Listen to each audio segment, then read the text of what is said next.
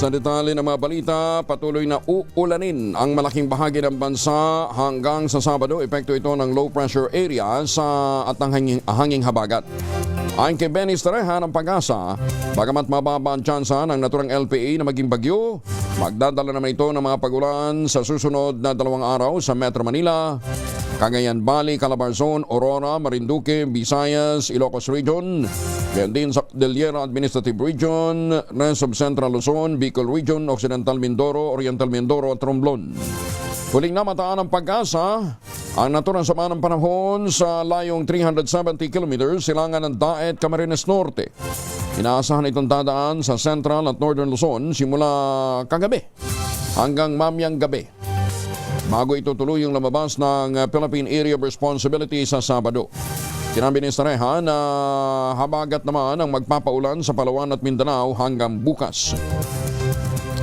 Isa pang low pressure area din ang minomonitor ng Pag-asa sa Pacific Ocean. Nasa labas pa ito ng PAR. Huling namataan sa layong 2,865 kilometro, 2,865 kilometers silangan ng Hilagang Luzon. Mababa rin ang tsansa na maging bagyo sa susunod na 24 oras. Kasama na natin si Grace Castañeda mula sa Pag-asa. Ma'am Grace, good morning.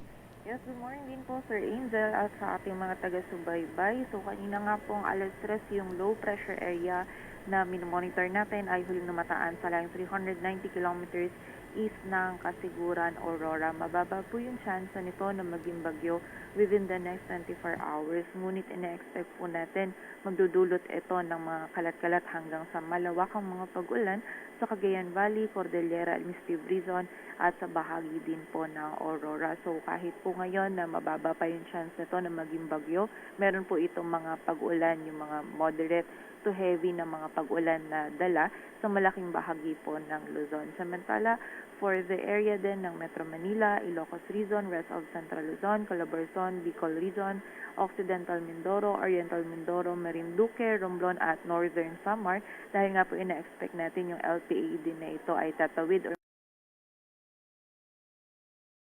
magdudulot din po ito ngayong araw dun sa mga areas na nabanggit natin ng maulap din na kalangitan at mataas po na tsansa ng mga pag-ulan, pagkilat at pagkulog. So patuloy pong pag-iingat or pagiging alerto sa mga kababayan natin sa banta ng mga pagbaha at pagguho ng lupa. Samantala, ang habagat naman nakaka-apekto pa rin sa Palawan, Visayas at Mindanao. Magdadala pa rin po ito ng mataas na chance sa mga pag-ulan sa rest of Visayas, Zamboanga Peninsula, Northern Mindanao, Caraga, Barm at sa bahagi din po ng Palawan.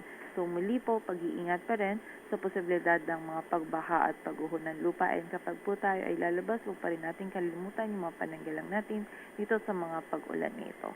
At yan po muna ang latest dito sa Weather Forecasting Center ng Pag-asa. Grace Castañeda, magandang umaga po. Ma'am Grace, ilang bagyo ba inaasahan natin pag-August? Pag August po, 2 hanggang 3 yung bagyo na maaaring mabuo or pumasok sa loob po ng ating area of responsibility. Pero itong dalawang LPA na ito, wala pang malabo pang chance na maging bagyo. Sa ngayon po, mababa pa po yung chance na maging bagyo. Then, kung sakali man po maging bagyo itong LPA ngayon na nasa loob ng PAR, maaari pong pagtawid niya ng Luzon or kapag nasa West Philippines na po siya. Lalabas din. Yes po. Lalabas din siya. Yes po, opo. And then, but yun nga po, expect natin for today is may mga pag-ulan po ito na dala na maaari pong magdulot ng mga pagbaha at pagguho ng lupa. Samantala, yung isa naman pong LPA pano, yung nasa labas pa po ng PAR, posible din po ito. Sa ngayon po, tumataas yung chance noon na maging bagyo. And then kapag po ang naging movement niya is mas pakanluran or mas westward po is posible po itong pumasok sa loob ng PAR as a bagyo na kung sakaling ito po ay tuluyang ma-develop. Anong magiging pangalan kung sakali? Ang susunod po na pangalan po natin ng bagyo is Fabian po. Fabian, F na.